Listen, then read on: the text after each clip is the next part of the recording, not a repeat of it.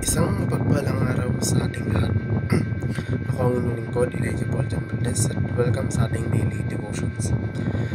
Ang ating verse for today nasa unang Timoteo, chapter 2, verse 5. Sinasabi dito na, sapagkat iisang Diyos at iisang tagapamagitan sa Diyos at sa mga tao, ang taong si Kristo Jesus. Si Jesus ang nag-iisang tagapamagitan. Ito ay nangangahulugan na si Yesu Kristo ang tanging tagapamagitan sa pagitan ng Diyos at ng sangkatauhan, ang tanging makakapagayos sa kanila. Si Jesus ay madalas na tinutukoy bilang ang pinakahuling tagapamayapa.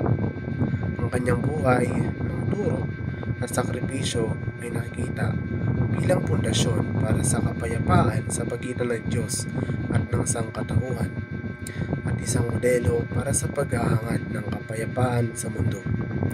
Taasang tinawag ni Jesus ang kanyang mga tagasunod na maging mapayapa. Sa sermon sa bundok ay pinahayag niya na mapapalad ang mga mapagpayapa sapagkat sila ay tatawaging mga anak ng Diyos. Itinampok ng pititude na ito ang kahalagahan ng aktibong paggawa tungo sa kapayapaan at pagkakasundo sa lahat ng aspeto ng buhay. Ang paniniwala ng mga Kristiyano ay si Yesu Kristo ang tanging tagapamagitan sa pagitan ng Diyos at ng sangkatauhan. Nangangahulugan nito na may isang paraan lamang upang makalapit sa Diyos at makatanggap ng kaligtasan, at iyon ay sa pamamagitan ng pananampalataya kay Yesu Kristo.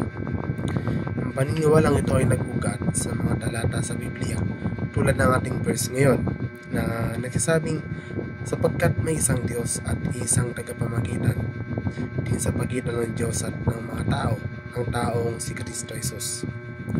Mahigpit na itinataguyod ng Biblia ang kapayapaan at pagkakasundo kapwa sa pagitan ng mga individual at sa Diyos.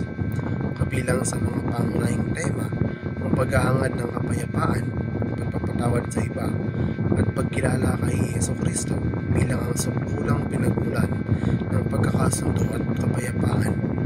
Inibigang diin ng Biblia na ang kapayapaan ay hindi lamang kawalan ng tunggalian, kundi isang positibong kalagayan ng pagkakasundo at kagalingan na nakaugat sa pag-ibig at katarungan. Ang pagdarasal para sa isang Kristiyanong human ay nagsasangkot ng paghingi ng patnubay at karunungan ng Diyos para sa legal na sistema. Partikular na ito ay magiging makatarungan, matuwid at naayon sa mga simulaing Kristiyano. Maaaring kabilang dito ang pagdarasal para sa mga abogado at sa lahat ng sangkot sa legal na proseso at nakumilos ng may integridad at habag ng mga batas ay ang kanilang mga aplikasyon ay magpapakita ng mga pagpapahalagang Kristiyano.